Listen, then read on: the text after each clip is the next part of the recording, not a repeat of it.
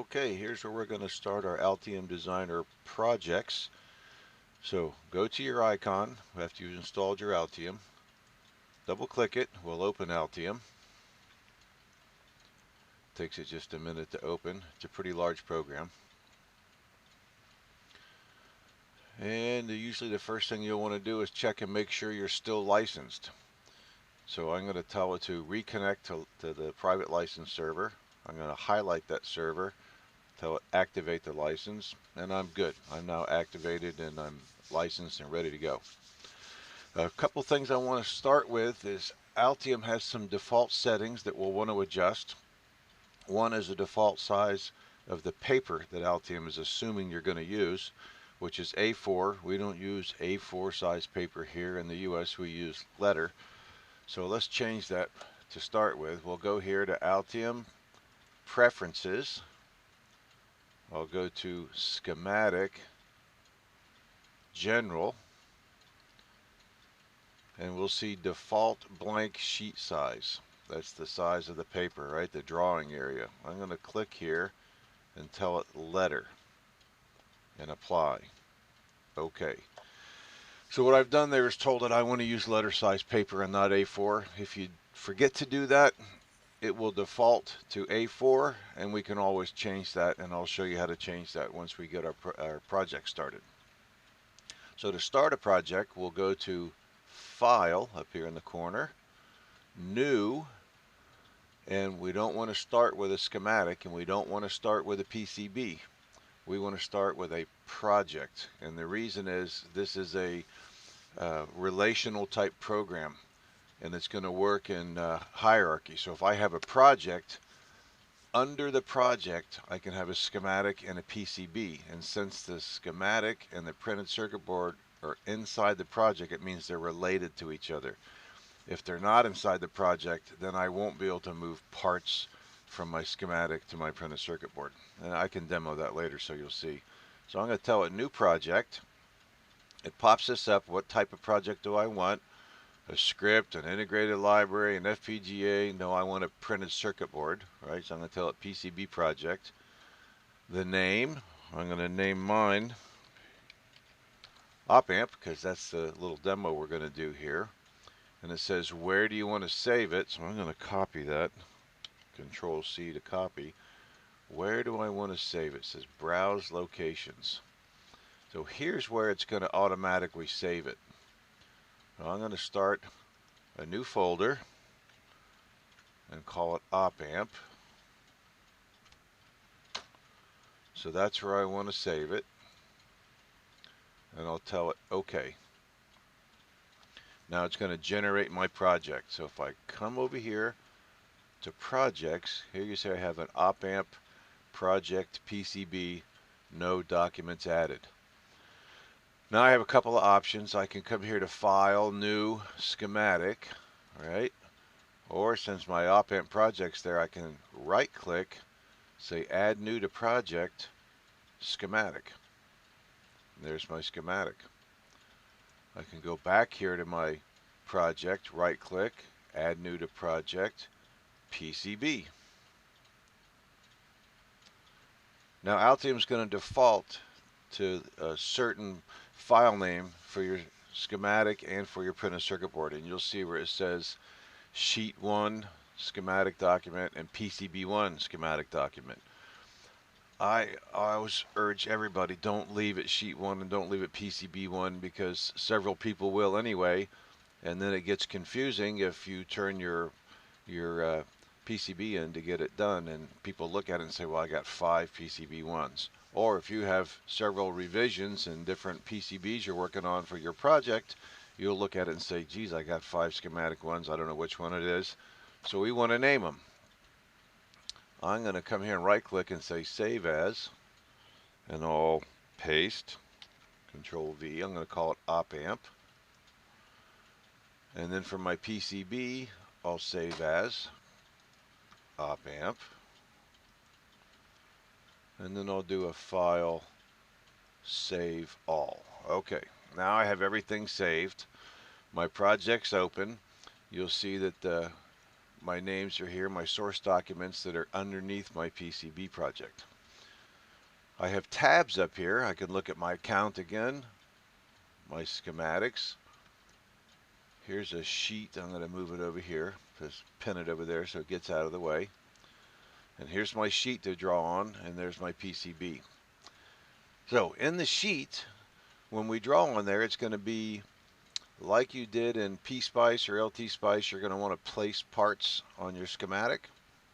So we'll start with that. And where do I get my parts? In the libraries. So we'll click on the library tab. Here it has the footprint, the description, the library. I'm going to move some of this so it's a little bit easier to read. You'll see where it says BNC. I can see the schematic part here, the footprint down here. If I come to another part, say a header, 2-pin header, schematic part, footprint. To change my libraries, I'm going to come to this toolbar and say I want miscellaneous devices.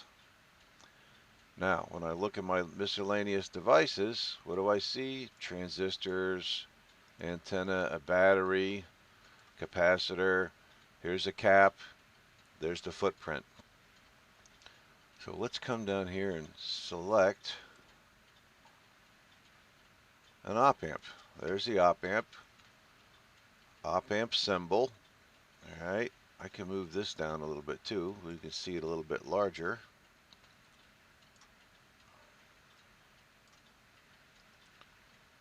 There we go. Make that a little bit larger.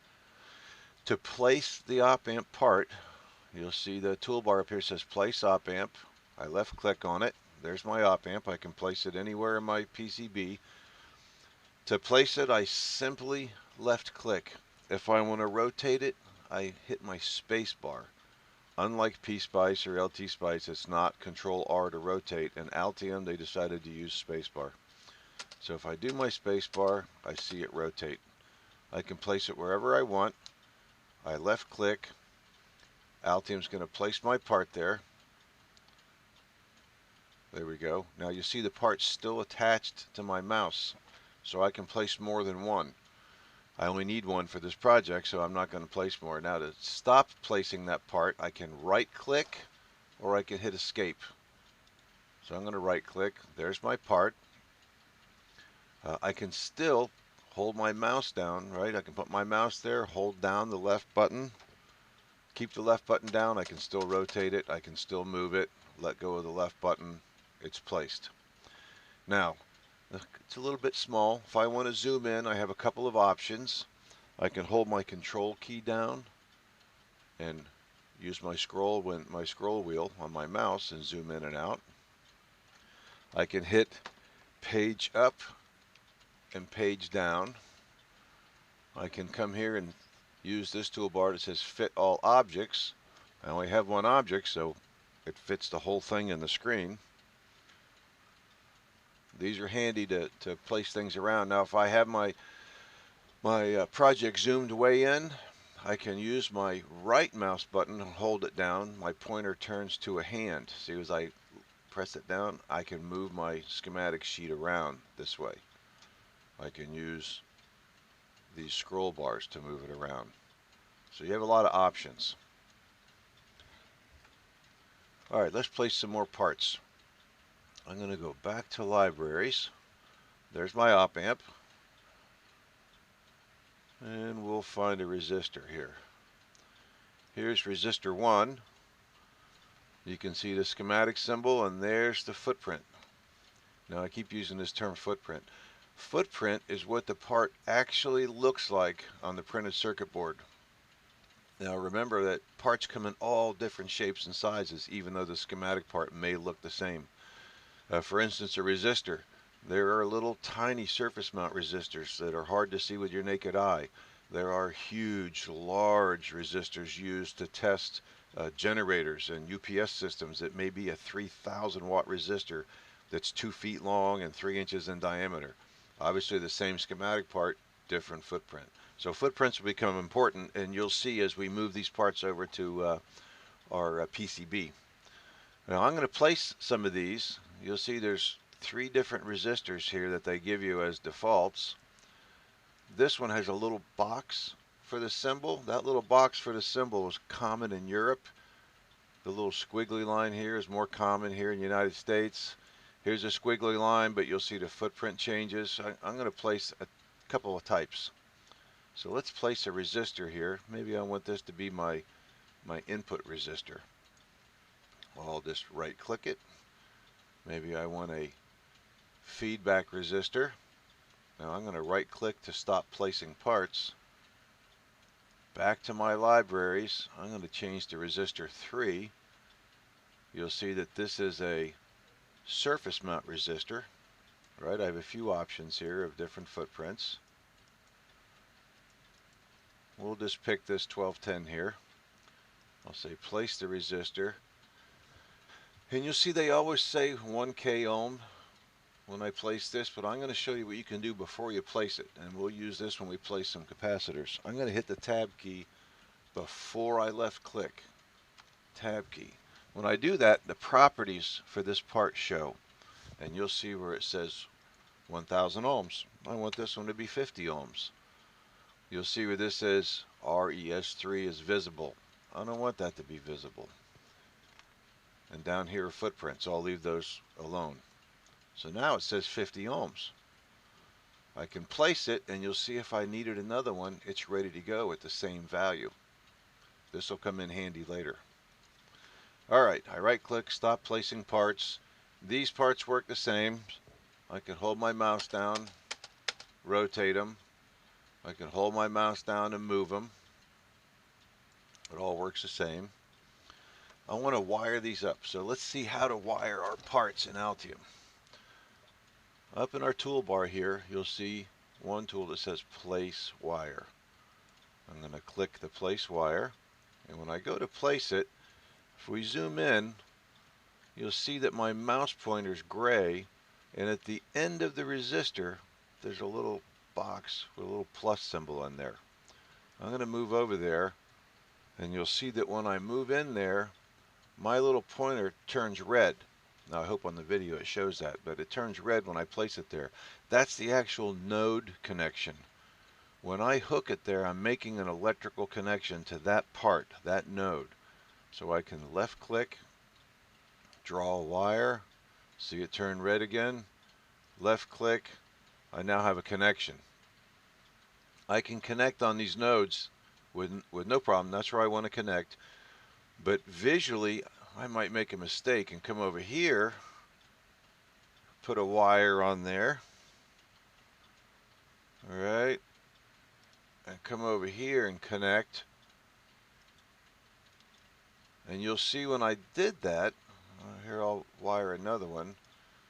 If I came here, my little X doesn't turn red. It turns red here. So if I came up here, I'm good. I'm making a connection. You'll notice when I connect it here in the middle of that wire, I got a junction. That little dot shows that those are connected. But here I have a problem. I've drawn this in, my electrical connection's here. This is just part of the graphics. No real electrical connection. So what does that mean? Well, what it means is this resistor is not connected here. So I'm going to highlight that wire, right? I'm just going to left click on the wire. It highlights it. I'm going to drag it over. Now look what happens when I dragged it over. My connection point turned red down there again, showing I made that electrical connection. So now I have a connection there. This is a common problem. People will do this and it looks good on the schematic, but there's no connection on your PCB. So be careful when you do that. Look at it, make sure you're connecting to those nodes.